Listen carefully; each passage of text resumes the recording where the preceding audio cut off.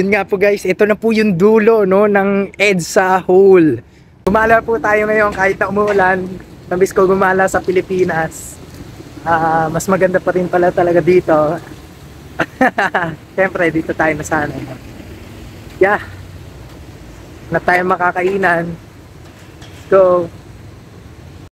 So yun na nga, umuulan na umuulan. Umalis po tayo at tayo ay nag-stroll-stroll. Masarap lang talaga mag-stroll no, kapag ka medyo mag-isa ka tas umuulan. Lesson na nakuha ko dito, syempre huwag kang matakot na mag-explore. Huwag kang matakot na mag-isa.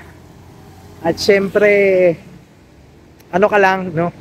Go with the flow sa buhay. Huwag kang masyado mag-expect. Huwag kang masyado umasa, pero galingan mo. Manalig ka. Tatawid muna tayo, okay? Let's go. Ayun na nga, huwag mo isipin yung iniisip na ibang tao sa'yo. Kahit mukha kang baliw. Kahit nagpa-vlog-vlog kang ganyan sa gitna ng kalsada, hindi, sa tabi naman tayo. Okay? Ano natin yan, no? Actually kasi, itong binabaybay ko, sa totoo lang po, may nalakaran na akong isang part dito sa Green Hills na, alam mo yun, malapit yung hole. And then, tinatry ko siyang i-explore at lakarin ulit po ngayon. Kaya tayo nakaganito. Alam naman tayo. But, eto yun eh. Nadaanan ko na to kasi dumadaan ako sa may Annapolis. Dun sa may pa-EDSA. Eto, merong N2 eh. Yan. So, nandito tayo ngayon sa ano ba street to? Hindi ito Annapolis eh, yung kabilang daanan. Okay? So, we're trying to, you know, explore kung hanggang saan tayo abot. Titignan natin kung mapupuntahan ko ulit yung pinunta ko noong 2023. That was in sometime in July or August. So, balikan ko kayo. So yun na nga guys, ginamit ko na po itong sapatos ko. Kahit ano no, puting-puti. Wala na, ginamit ko na. Tapos ito yung village pala dito, yung Green Hills East. So ito yung babaybayin po natin ngayon. So nandito lang naman tayo sa sidewalk at hindi na po umuulan. Para akong reporter no. So ilang bilis nun sorry. So babaybayin po natin tong kabaan ng hindi ko maano yung pronunciation eh no, but actually yung ano dito no, nandito ako way back actually 2 years ago, July din no, mga July 2023 nga yan, 2025 na ngayon. So ingat lang, medyo madulas yung kalsada. Dito ako 2 years ago. So kahit hindi ganun kaganda itong video natin, gusto kong balikan ano. Gusto kong balikan yung dinaanan ko eh. Bibili muna tayo doon pala. Hindi pa nagme-merienda eh. Bibili muna tayo doon. Back to normal life muna tayo. Simple life. Okay. Pili tayo dito. Palamig lang. Let's go. Uy, malis ka dyan. Napapasa ka, Gabe.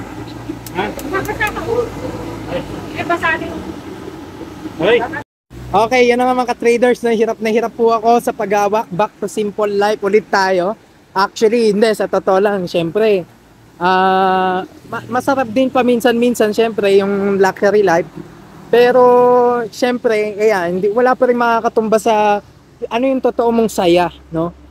Kasi ako, masaya ako kapag naglalakad-lakad, nakakapag-exercise, tas kumakain-kain, umiinom-inom. So, doon ako nagiging masaya.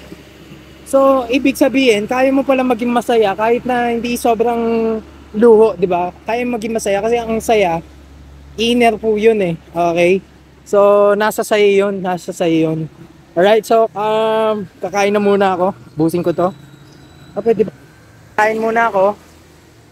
Hirap na hirap ako sa paghawak. Okay, let's go. Kain muna tayo. So, yan nga guys, kumakain na po tayo.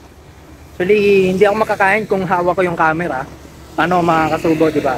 But nakakain na tayo ng quick and meron tayong papasukan na street dito eh. Safe naman no, kasi party ng Green Hills East, if I'm not mistaken. Pero hindi eh, katabi. Ayan, dito sa katabi ng RSA Motors. Meron ditong Petron. Yan, ngayon, sa totoo lang, dito dapat ang labas niyan eh. So yun sa Annapolis. Pero yun sa, ang natandaan ko yung Annapolis. Pero hindi pala dun yun, dito pala. Ayan, makikita natin, sa dulo nito, ayan, diba liliko tayo.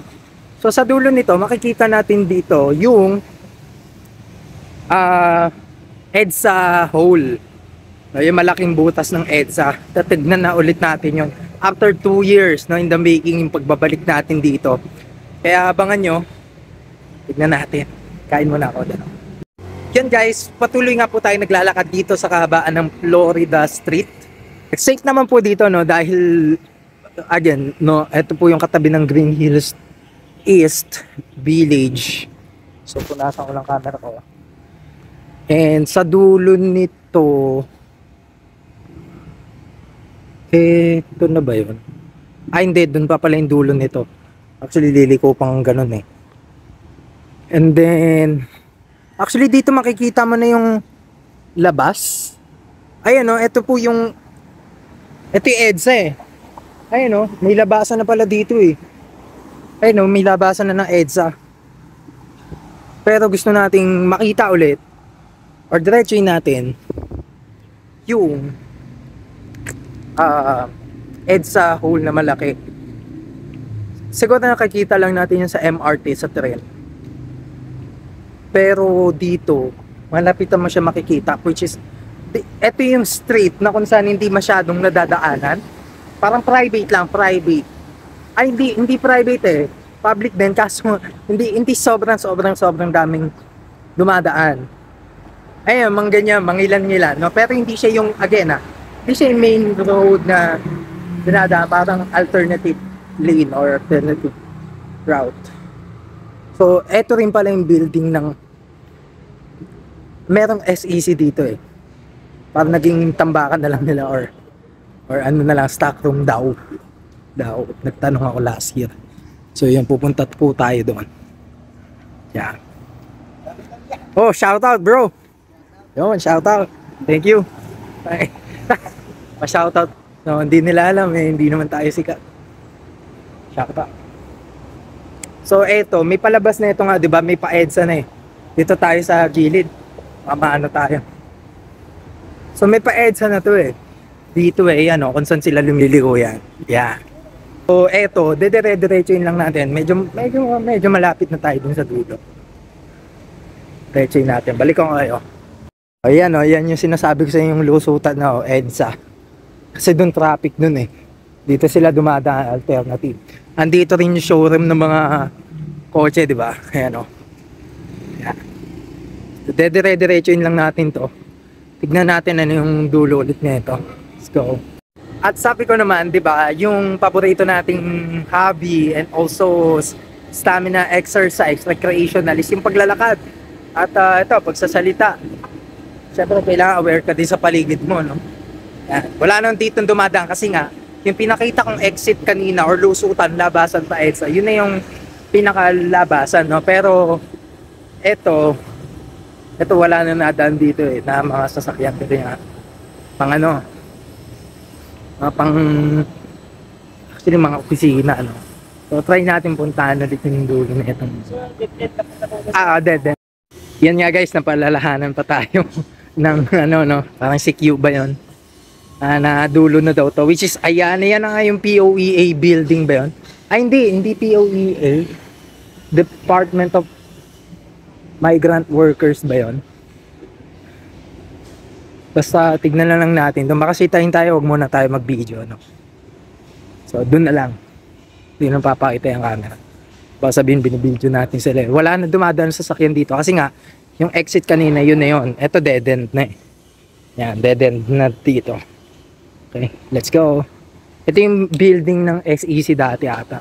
Sa pagkakatanda ko, ito yun. Yan. SEC. Ito ngayon yan. Yun nga po guys, ito na po yung dulo, no, ng EDSA hole. At actually, medyo pinapalalaan na tayo. Medyo, ayan yung MRT train. So actually guys, ayaw na tayong medyo mga ano, private property na ata kasi. Pero ayan, isilipin lang natin kasi actually guys, walang nagba-vlog, walang lumalapit dito masyado. Okay. Ngayon, yan, tignan natin yung EDSA sinkhole. Yan. Oh. Diba? Galing tayo dito 2 years ago. Wala pang nakakapasok dito, syempre naman, malalim yan. At yan. Napuntahan ko yan 2 years ago, July din. Ngayon, nalapitan pa natin, hindi lang yung sa taas. O kaya babalik na tayo, ano, kasi tapos na tayong magano. Ayan, na-vlog na natin. Ito, hindi kumbaga, binibideo nila or aerial view, pero ito mismo po yung EDSA hole, yung malaking hole sa EDSA corner. So yun, alis na tayo dito. Ayan, lalim. Baka ewan ko kung may development pang gawin dyan. So, balik na tayo kasi binabalatan. So yun guys, private property na daw ata. So which magpaalam naman tayo eh. Video lang tayo saglit. Pero okay na. Ito yung dating SEA. Ayan. SEC building. Wala atang video eh. So okay na. Video na tayo. Bawal na kasi mag-vlog doon. So SEC building. Yan, di ba? SEC. So okay na. Tapos na tayo mag-vlog. At ano na tayo doon. Bawal na nga tapat ito. Yan guys, may gumagawa pa po dito ng taas, no? Dito na tayo sa gilid. So yun na nga, na video na nga natin. So pabalik na tayo dun sa exit, no? So etong vlog na ito, wala lang, hindi ko naman trip magpa-fancy or whatsoever. So trip document natin, ma-film natin na mayroong ganun, na hindi napupuntahan ng iba or minsan aerial view lang. So pabalik na tayo dun sa exit. Ang dami kong nakikita po dito ng mga supercars, ng mga Ferrari. Kasi actually showroom siya eh, no? Or repair din sa likod. Kasi sa unahan nito yung EDSA nga. Which is dito yung likod. Grabe, ang dami mga magagarang sasakyan dito. So, kaya yun. Eto na, nandito na tayo sa... Yan, yung lusutan. Yan na, yung EDSA. Okay? So kaya yan dito matatapos yung vlog natin. I hope no na kapagod. Nilakad ko mula Green Hills Shopping Center, mula doon sa dulo ng EDSA Hall at papunta po dito sa yan. Let's go guys. Na nga ang EDSA na natin. Let's go.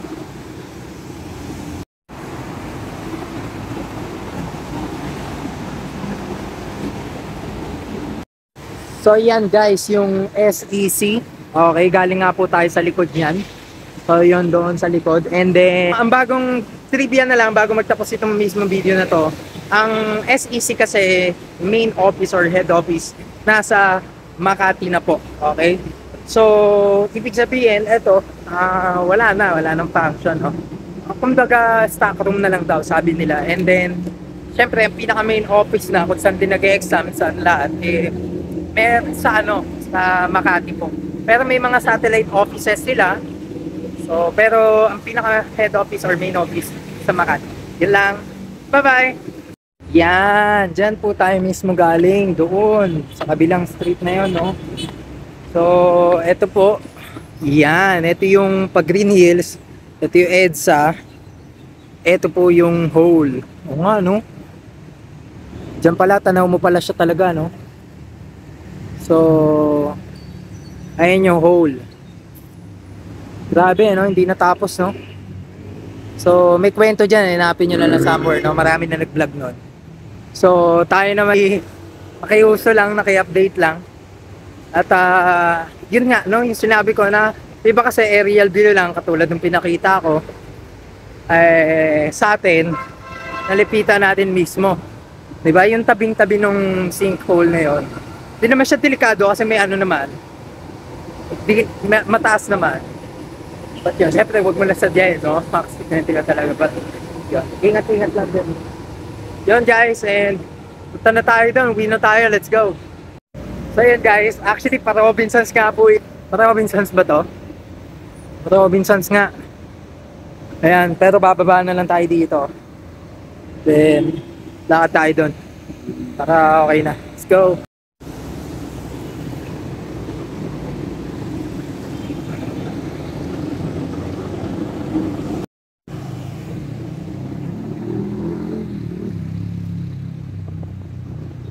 Rado.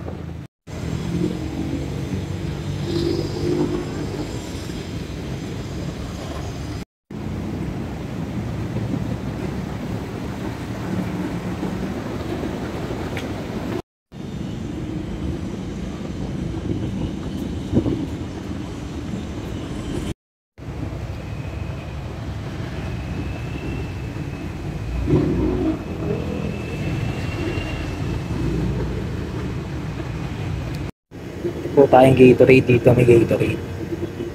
Let's go, ito. So yun, magme-merienda na lang muna tayo dito. Lupit ng merienda natin, oh. May pagka tawag dito. Pagka unhealthy na healthy, no? Gatorade, eh. Let's go, kain na.